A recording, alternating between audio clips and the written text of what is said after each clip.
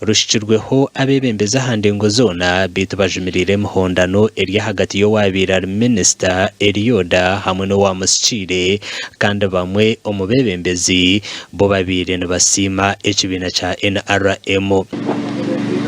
It is very painful for someone in a municipality, and I am sure I'm one of those few mayors who are opposed. Towns usually have their skirmishes in primaries. But you enter general elections and you find senior party members sponsoring opponents.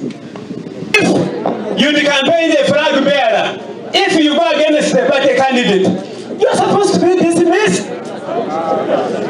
It's not me who wrote it. If you don't like it, revise it, amend it, but don't blame engineer that I'm applying it. What am I supposed to do? So itwabebembezi twatuli omukugwana noshanga twatoleka n'abahansi na pate yiti yagireta yatoleka quarters so that we move forward. There are people who still have hangover for elections. Akaruka kawa almost a year ago, but oshango muntu achiliokwe ayumru. What our people need is service. Even up to this morning, we are being told this meeting is not here. That Honorable Yoda has also organized another meeting tomorrow. God, let's do things properly. Even those talking about Honorable Yoda may be talking the things which are not true. You know? But if you leaders behave like Honorable Katesh has behaved, those rumor mongers will die.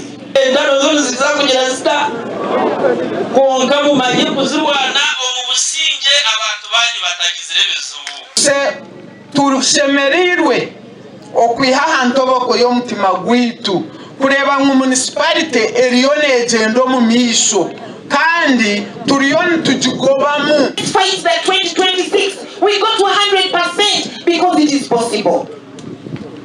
You cannot afford to be an independent against a flag bearer of a party when you control resources of the party.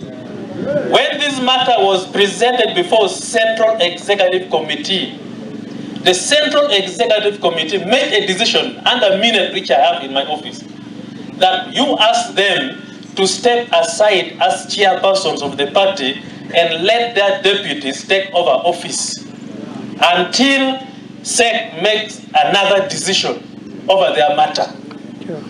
Nyowe, by the way, first of all, nyo tinkore bintu yokpoka